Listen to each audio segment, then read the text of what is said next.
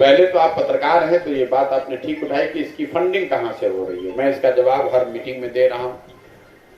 अगर आप सामाजिक राजनीतिक कोई अभियान कर रहे हैं तो सबसे ज्यादा पैसा लगता कहाँ है, पहले ये समझिए। सबसे ज्यादा पैसा लगता है अगर आप हेलीकॉप्टर से चल रहे हैं, आ रहे हैं, नेता आते हैं रैली करने तो गाड़ियों से आते हैं, हेलीकॉप्टर से आते हैं, प्लेन से आते हैं, उसका पैसा लगता है।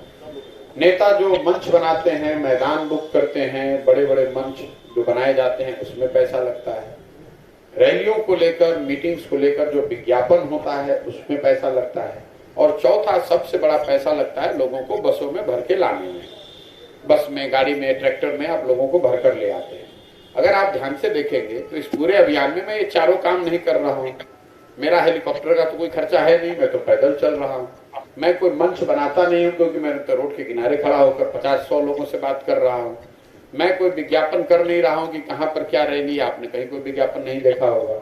और मैं बस में भरकर, गाड़ी में भरकर किसी व्यक्ति को, आप पूरे चंपारण में आप बता दीजिए कि कोई बता दे कि मैंने किसी को 1 रुपए का पेट्रोल भी दिया हो कि भाई आप हमारे मीटिंग में आइए। तो इन 4 विषयों पर मेरा खर्च 0 है। तो इसलिए दूसरों के मुकाबले मेरा खर्च कम है। खर्च कहाँ कर रहे हैं?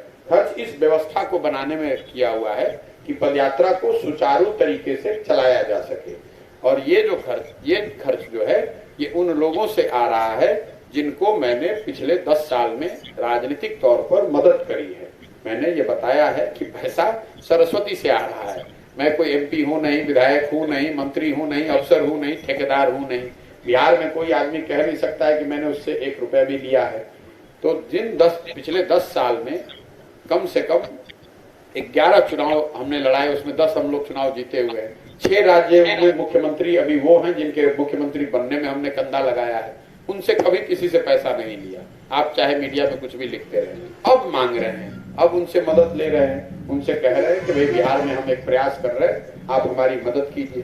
तो आप ये जो पार्टियां हैं यहाँ बिहार में, आज तक जदयू पूरा बिहार नहीं जीत पाई, आज तक RJD पिछले 25 साल से बिहार नहीं जीत पाई। वो अगर पार्टी चला रहे हैं तो आप ये समझिए कि हमारे साथ अगर 6 मुख्यमंत्री हैं पूरे देश के, थोड़ा थोड़ा भी मदद करेंगे तो हमारा काम चल जाएगा। इसलिए उसकी जरूरत नहीं है। दूसरा, जब पार्टी बनेगी तो उसकी फंडिंग के लिए क्राउड सोर्सिंग का देश का सबसे बड़ा अभियान मैं शुरू कर रहा हूँ, जिसमें लोग, बिहार के लोग छोटा योगदान देकर इस पूरे प्रक्रिया को फंड कर पाएंगे। आपको एग्जाम्पल के तौर पे बताऊं, अगर 2 करोड़ बिहार के लोग, 13 करोड़ लोग रहते हैं यहाँ पे, 2 करोड़ लोग 100 रुपए देते तो 200 करोड़ रुपए हो गया।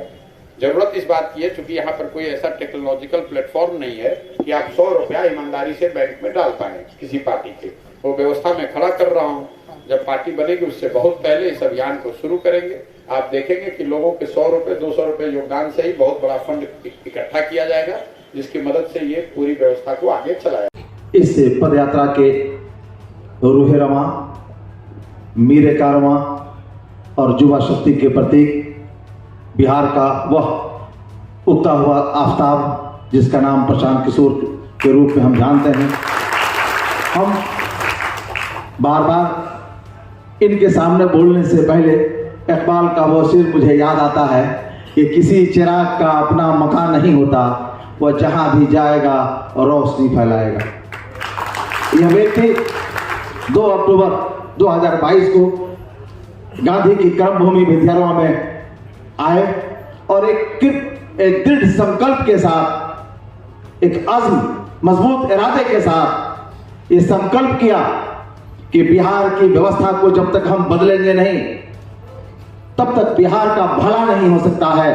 किसी ना किसी एक व्यक्ति को आगे निकलना होगा, आगे चलना होगा।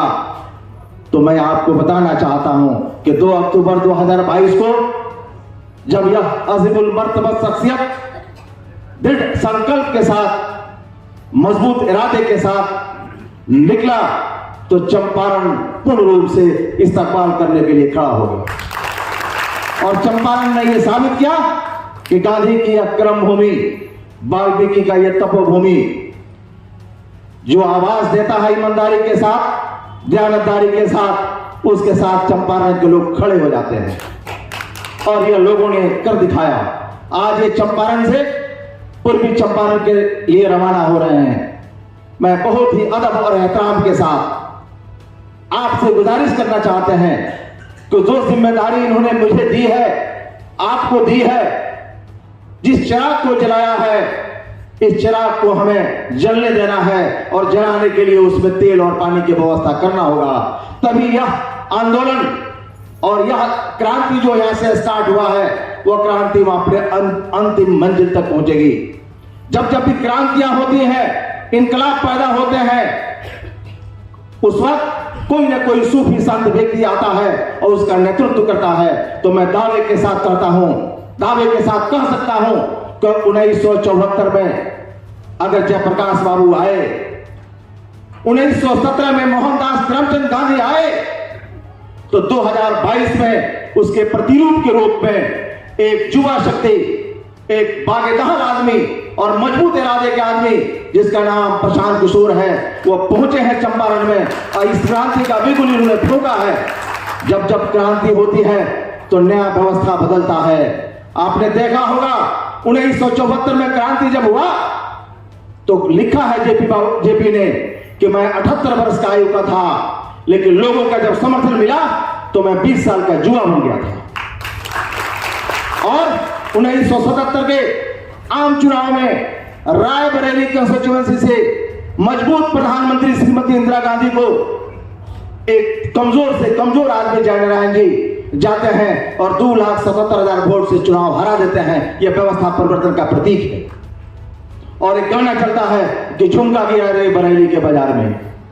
यह शक्ति लोकतंत्र के अंदर है, यह ताकत लोकतंत्र के अंदर है, यह ताकत आपके अंदर है, जिसको बताने के लिए प्रशांत किशोर जी चंपारण की धरती पर आए हैं।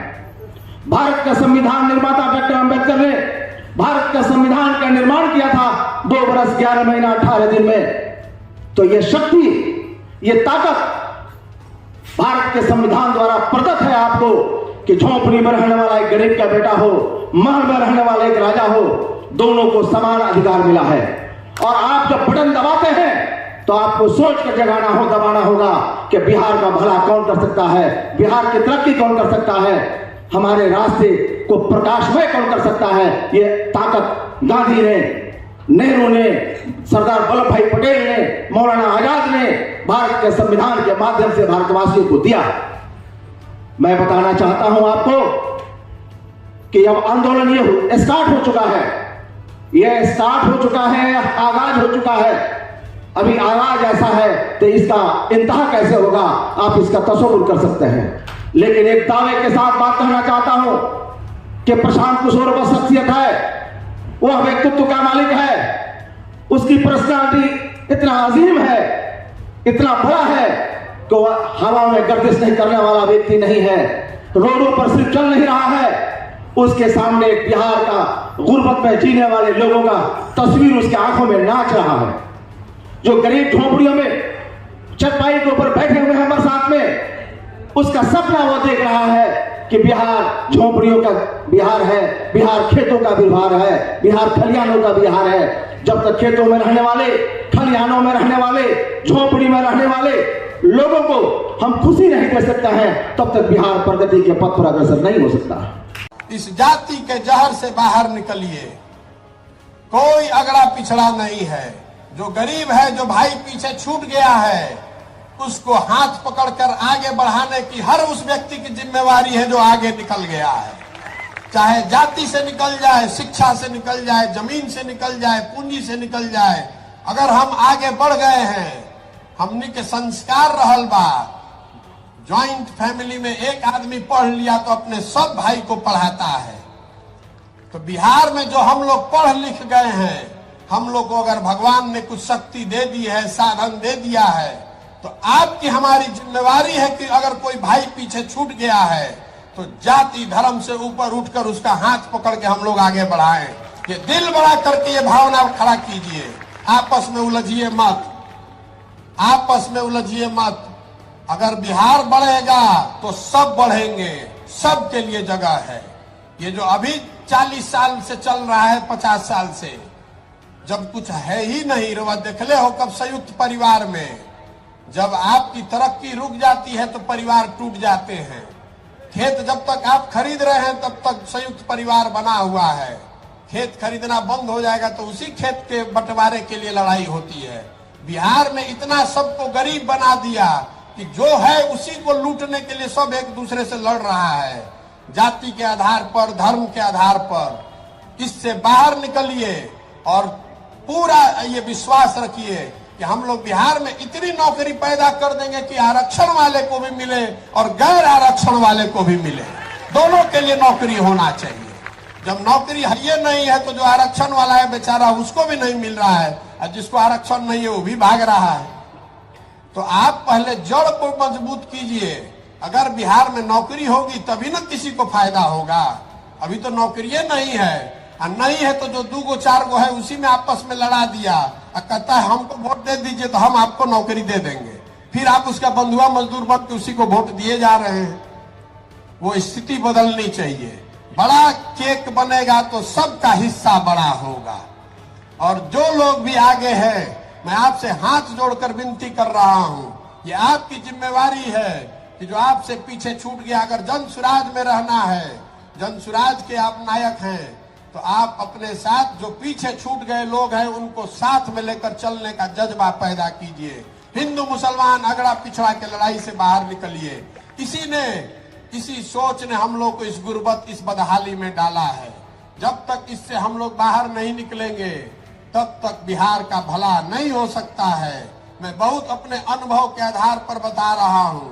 इससे हम लोग बाहर निकलेंगे तभी हमारे और हमारे बच्चों का भला हो सकता है। गांधी जी, बाबा साहब अम्बेडकर, इनकी बातों को सीखिए, अपने जीवन में उसको लागू कीजिए।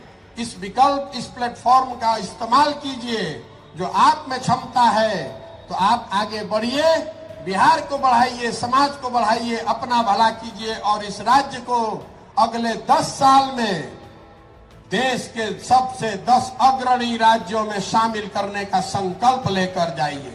आदमी आलू उपजावत तो पता चलता कि 10 किलोमीटर में कोनो कोल्ड स्टोरेज है ये नहीं के, आ कोल्ड स्टोरेज जहाँ बा तो सब नेते लोग के बा, विधायक के या मंत्री के।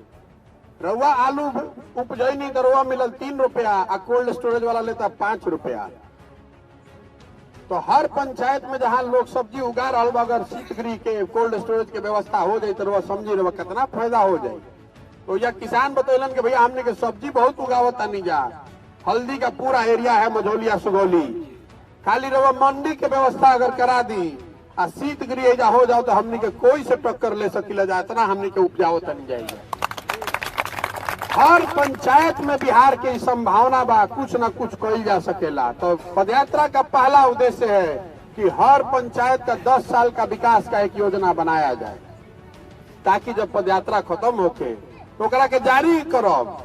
दल के बात नहीं खे, रउआ देख सको में कि रउआ पंचायत खातिर कहनी कि रउआ पंचायत की याद रखो, रउआ पंचायत के जारी करो कि देखिए 4 गो समस्या बा, 3 गो चीज और एक अलावा कल जाई तो रउआ पंचायत में 2000 रोजगार हो जाई, किसान के इनकम बढ़ जाई, हर एगो उद्योग लगावल जाए तो हो जाई। योजना निचले स्तर पर बनवा रहे हैं।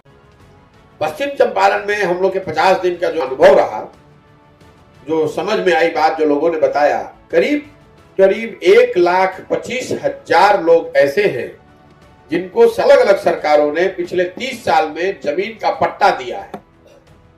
ये बताया गया है कि जमीन ये आपको, चाहे वो सरकारी हो या लैंड सीलिंग से निकाली हुई जमीन हो या भूदान वाली जमीन हो, अलग अलग कैटेगरी की जमीन, लेकिन 1,25,000 परिवार ऐसे हैं जिनके पास जमीन का पट्टा दिया गया है, लेकिन उसमें करीब 90% लोग ऐसे हैं जिनको जमीन का अधिकार आज तक नहीं मिला।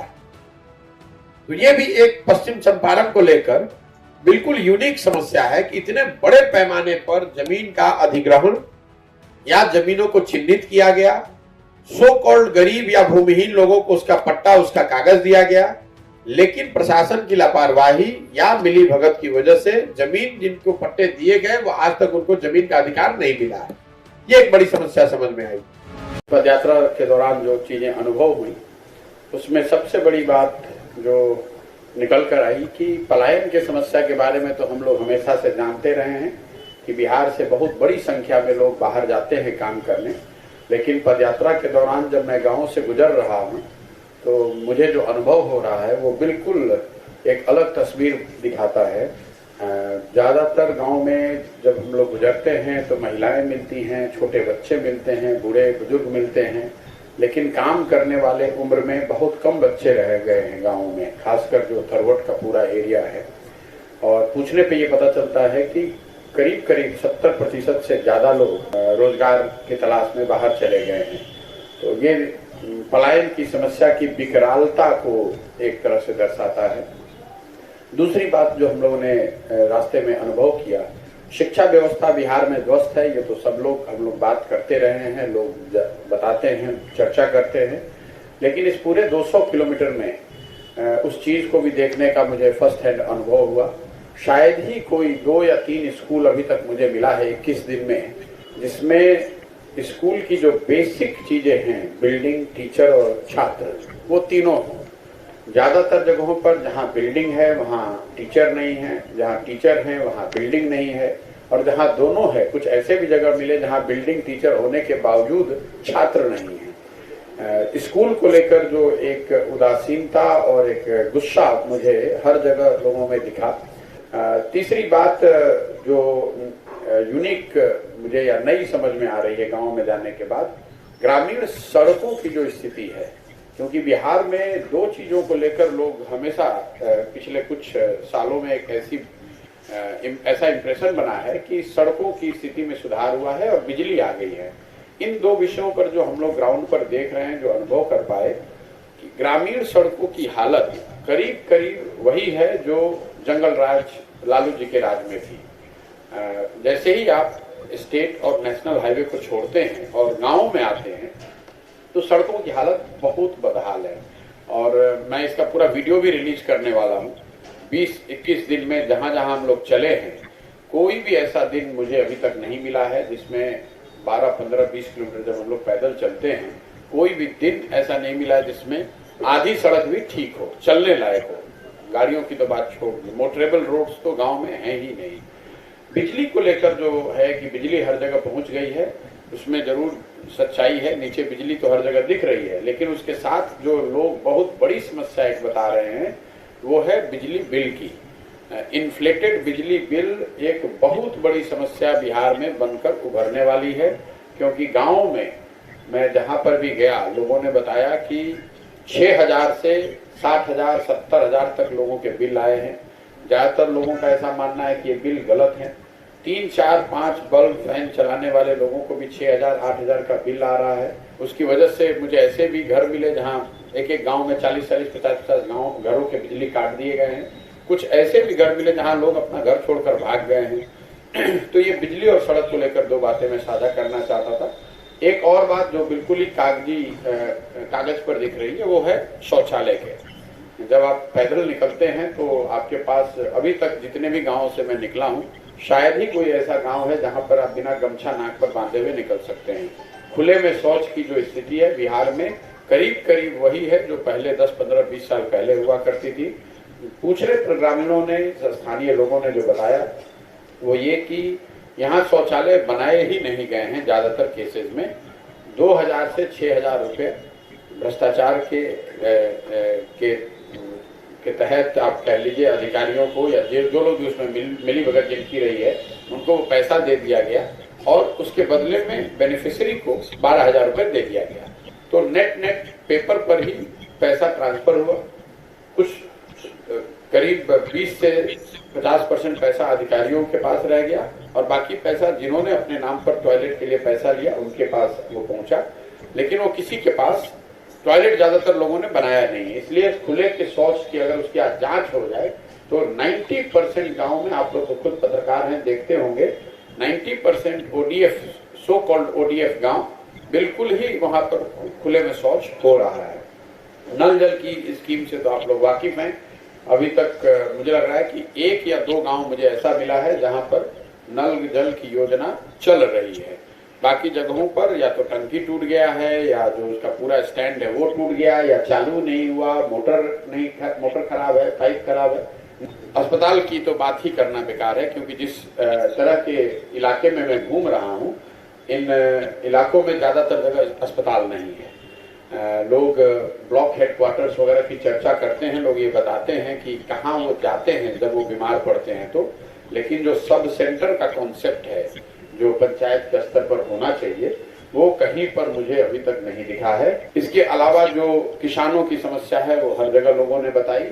यूरिया 277 का 700-800 जो नेपाल से बिल्कुल सटे हुए एरिया है वहां पर करीब 1100-1200 लोगों ने भी यूरिया का दिया है, ये बात लोगों ने बताई। डीएपी का जो दाम है 500 से बढ़कर 1500-1600 हो जाना, वो बात लोगों ने बताई। लोग ये भी बता रहे हैं कि जो सरकारी मूल्य है धान का और गन्ने का, दोनों ही उसका 25 से 30% डिस्काउंट पर ही आदमी किसान को बेचना पड़ रहा है। जैसे धान का मूल्य 1900 से ज्यादा है, लेकिन मार्केट में जो लोग धान बेच रहे हैं वो 1250, 1300, 1350, डिपेंडिंग ऑन कि आप कितने बड़े फार्मर हैं, कितना आप निगोशिएट कर सकते हैं। और लोगों ने बताया कि ज्यादातर केस में ये होता है कि आप अपना धान बेच देते हैं, जब सरकार पैक्स के माध्यम से खरीदारी थोड़ी बहुत करना शुरू भी करती है तब तक वो इतना लेट हो गया होता है कि सामान्य किसान के हाथ से धान निकल गया होता है, और बड़े लोगों ने, बिचौलियों ने, या फिर जो भी व्यापार करने वाले हैं, आड़तिये हैं, वो खरीद के रखते हैं और वही पैक्स को बेच पाते हैं। तो ये बात एक जनरल। गन्ना को लेकर एक जनरल शिकायत लोगों की है कि गन्ने का जो समर्थन मूल्य है यहाँ बिहार में वो यूपी से करीब 60 से 70 रुपया कम है। ज्यादातर तो चीनी मिल बंद है, उसकी एक परेशानी है। गन्ना जो लोग उगा रहे हैं वो चीनी मिल तक बेच नहीं पा रहे हैं। दूसरा, कुछ ज्यादातर चीनी मिलों में जो पर्चे का सिस्टम है उसमें बहुत बड़ी धंधेबाजी है। पर्चा, अगर आपके पास 5 एकड़ जमीन है लेकिन आपके पास पर्चा 100 एकड़ का है, तो आप इफेक्टिवली एक बिचौलिया बन गए और छोटे लोगों से, छोटे किसानों से आप गन्ना खरीदते हैं सस्ते रेट में, और उसको पर्चे जिसके पास है फैक्ट्री में आप ही उसको बेच पाते हैं। उसके वजन में लोगों ने बताया कि हर ट्रेलर में करीब 5 क्विंटल तक का वजन में कटौती की जाती है चीनी मिलों के द्वारा। 2-3 बातें जो जल संसाधन से जुड़ा हुआ है। एक तो ये लोगों ने बताया कि हालांकि पूरे बिहार में ऐसा लगता है कि चंपारण में बाढ़ नहीं आता है, लेकिन वो डेफिनेशन का मामला है, वो परिभाषा की वजह से है। क्योंकि सरकारी परिभाषा के अनुसार अगर 3 दिन तक 72 घंटे तक पानी कहीं रुका रहे तभी उसको बाढ़ माना जाएगा। चंपारण में मुझे लोगों ने अभी तक करीब 60-62 छोटी बड़ी नदियों का नाम लिखवाया है लोगों ने, जिनमें बरसाती पानी आने की वजह से, नेपाल से पानी आने की वजह से 1 से 5 गांव, 7 गांव, 8 गांव प्रभावित होते हैं। और वो पूरा जो बाढ़ है या फ्लैश फ्लड उसको आप कह सकते हैं, वो 24 घंटे के अंदर आता है और लोगों का बड़े पैमाने पर नुकसान होता है। एक तो ये समस्या लोगों ने बताई। दूसरा, ये जो पत्थर बालू का यहाँ मामला है पूरे पश्चिम चंपारण में, ये वन राज्य अधिनियम को लागू नहीं करने की वजह से या उसको आंशिक तौर से लागू करने की वजह से कई तरह की समस्याएं लोग बता रहे हैं। अपने बालू, मिट्टी और पत्थर, ये तीनों ही सामान्य लोगों के पहुंच से बिल्कुल बाहर है।